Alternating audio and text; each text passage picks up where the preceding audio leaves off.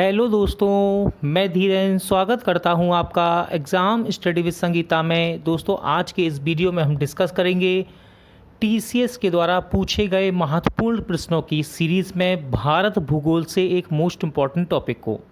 आज हम बात करेंगे भारत की जलवायु से बनने वाले इम्पॉर्टेंट प्रश्नों को। टॉपिक दोस्तों छोटा ज़रूर है लेकिन इम्पॉर्टेंट है ये टॉपिक। भारत की जलवायु से परीक्षा में बार बार यहाँ से प्रश्न पूछे जाते हैं और आज इस वीडियो के माध्यम से हम देखेंगे कि टीसीएस के द्वारा किस प्रकार के क्वेश्चनों को एग्ज़ाम में सेट किया गया था। ये वीडियो आपके लिए आने वाली प्रतियोगिता परीक्षाओं के लिए इम्पोर्टेंट रहेगा, चाहे वे रेलवे के एग्ज़ाम हो, एसएससी के या फिर किसी स्टेट लेवल का एग्ज़ाम। वीडियो यदि आपको ये अच्छा लगे, हेल्पफुल लगे तो प्लीज़ वीडियो को लाइक और शेयर ज़रूर कीजिएगा। और यदि अब तक आपने हमारे चैनल को सब्सक्राइब नहीं किया है तो प्लीज़ चैनल को सब्सक्राइब जरूर कीजिएगा, जिससे कि आपको मेरे आने वाले नए वीडियो का नोटिफिकेशन टाइम पर मिलता रहे। तो चलिए स्टार्ट करते हैं। भारत का भूगोल। जलवायु। एल नीनो परिघटना जो दुनिया भर में जलवायु परिवर्तन की जिम्मेदार है उत्पन्न होती है। तो याद रखिएगा, एल नीनो ये एक गर्म सागर की धारा है दोस्तों, और ये प्रशांत महासागर से उत्पन्न होती है। कहाँ से? प्रशांत महासागर से। अगला क्वेश्चन है, एल नीनो है, तो देखिए अभी मैंने आपको बताया था एल नीनो एक गर्म सागर धारा है। कौन सी घटना ग्लोबल वार्मिंग से संबंधित मानी जाती है? तो एल नीनो की घटना ग्लोबल वार्मिंग से संबंधित मानी जाती है।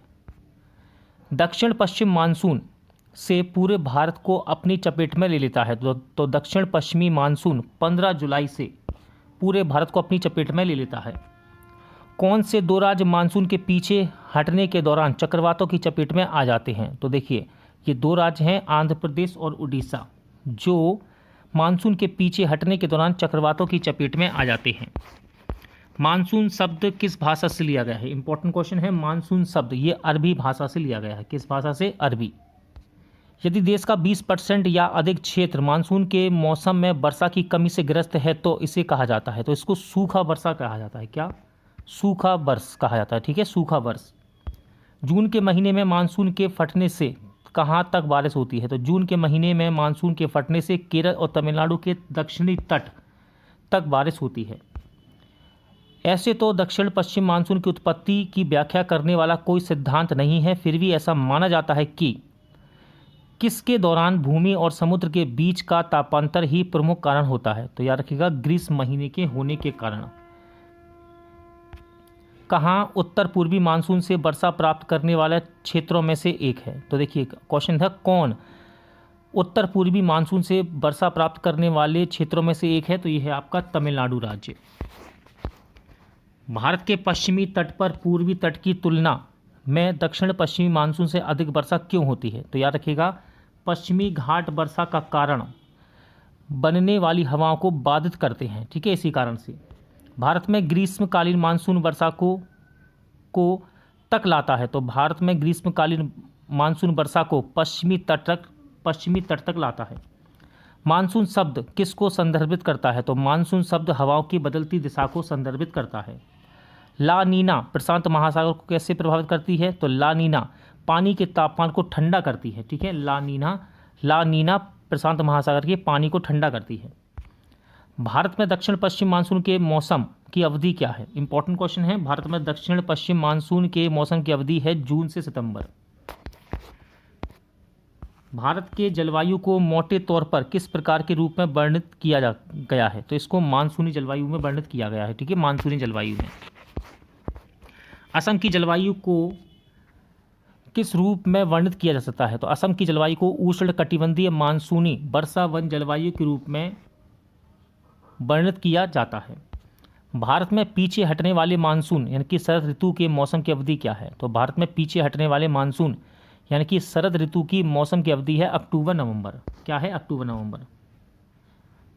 कहाँ मानसूनी हवाएं हिंद महासागर से बहुत सारा पानी ले जाती हैं? तो दक्षिण पश्चिम में। कहाँ पर? दक्षिण पश्चिम मानसूनी हवाएं हिंद महासागर से बहुत सारा पानी ले जाती हैं।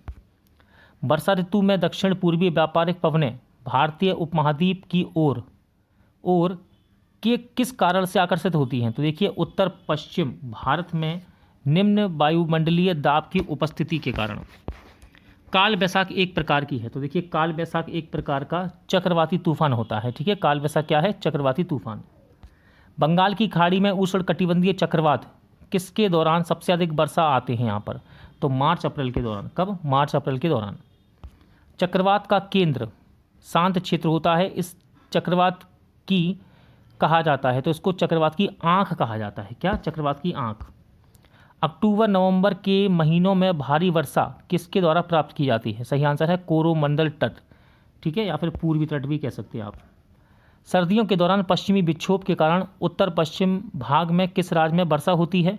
तो सर्दियों के दौरान पश्चिमी विक्षोभ के कारण उत्तर पश्चिम के पंजाब और हरियाणा में वर्षा होती है। कहाँ? पंजाब हरियाणा में। अक्टूबर हीट का प्रमुख कारण क्या है? अक्टूबर हीट का प्रमुख कारण है उच्च आर्द्रता की वजह से उच्च तापमान। भारत में शुष्क भूमि की खेती बड़े पैमाने पर कितने से कम वार्षिक वर्षा वाले क्षेत्रों तक ही सीमित है? तो ये 75 सेंटीमीटर से कम वार्षिक वर्षा वाले क्षेत्रों में सीमित है। नागपुर में कम वर्षा होती है क्योंकि यह सह्याद्री पर्वत के संदर्भ में की ओर स्थित है, तो ये हवा के बहाव के विपरीत दिशा में है। ठीक है, हवा के बहाव के विपरीत दिशा में। एक वर्ष में 50 सेंटीमीटर से कम वर्षा वाला क्षेत्र है, तो यह है कश्मीर में लेह। भारत का सबसे शुष्क क्षेत्र कौन सा है? तो भारत का सबसे शुष्क क्षेत्र है मारवाड़ क्षेत्र। भारत का सबसे आर्द्र स्थान कौन सा है? तो भारत का सबसे आर्द्र स्थान है मौसिनराम। ठीक है, मौसिनराम। मुंबई में पुणे की तुलना अधिक वर्षा होती है क्योंकि? तो देखिए मुंबई में पुणे की तुलना अधिक वर्षा होती है क्यों? मुंबई पश्चिमी घाटों की अनुवाद दिशा में है, जबकि पुणे पहाड़ों के किनारे पर स्थित है, यही कारण है। गर्म शुष्क मौसम के दौरान भारतीय उपमहाद्वीप पर सबसे कम दबाव का क्षेत्र कौन सा है? राइट आंसर है उत्तर पश्चिम भारत। सर्दियों के दौरान पंजाब में रबी फसलों के लिए कौन सी वर्षा अनुकूल है? राइट आंसर है पश्चिमी विक्षोभ के कारण हुई वर्षा। ठीक है, पश्चिमी विक्षोभ के कारण हुई वर्षा। राजस्थान में बहुत कम वर्षा होने का मुख्य कारण क्या है? तो देखिए राजस्थान में बहुत कम वर्षा होने का कारण है हवाओं के मार्ग में कोई अवरोध ना होने के कारण वो हवाएं ठंडी होने के लिए आवश्यक उठाव प्राप्त नहीं कर पाती। ठीक है, यही कारण है।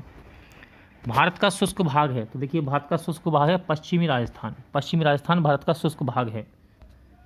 2013 की गर्मियों के दौरान भारी वर्षा और बादल फटने से किस राज्य में लगभग 2000 गांव, 1500 सड़कें और 150 पुल तबाह हो गए थे? सही आंसर है उत्तराखंड। ठीक है, सही आंसर है उत्तराखंड। शिलोंग में सालाना लगभग 200 सेंटीमीटर वर्षा क्यों होती है, जबकि चेरापूंजी में जो लगभग 30 किलोमीटर दूर है सालाना 1250 सेंटीमीटर से अधिक वर्षा होती है? तो देखिए इसका कारण क्या है।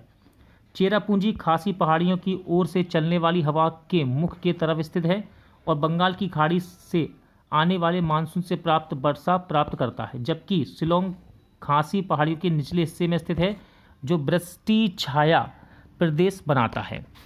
अगला क्वेश्चन है, पश्चिमी और पूर्वी दोनों घाटों में पर्याप्त वर्षा होती है परंतु दक्कन के पठार में बहुत कम वर्षा होती है, ऐसा क्यों होता है? तो यह एक वृष्टि छाया क्षेत्र है, इसी कारण से।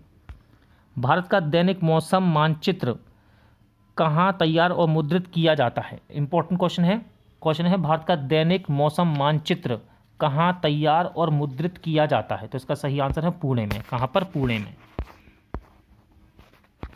अगला क्वेश्चन है, मौसम की रिपोर्ट सरकार के किस विभाग द्वारा तैयार की जाती है? तो मौसम की रिपोर्ट सरकार के मौसम विज्ञान के द्वारा तैयार की जाती है। भारत की सबसे ठंडी जगह कौन सी है? तो भारत की सबसे ठंडी जगह का नाम है द्रास। भारत के योजना आयोग द्वारा कितने कृषि जलवायु क्षेत्र चिन्हित किए गए हैं? राइट आंसर है 15। आज का टॉपिक यही एंड होता है। जल्द मिलते हैं नए टॉपिक के साथ।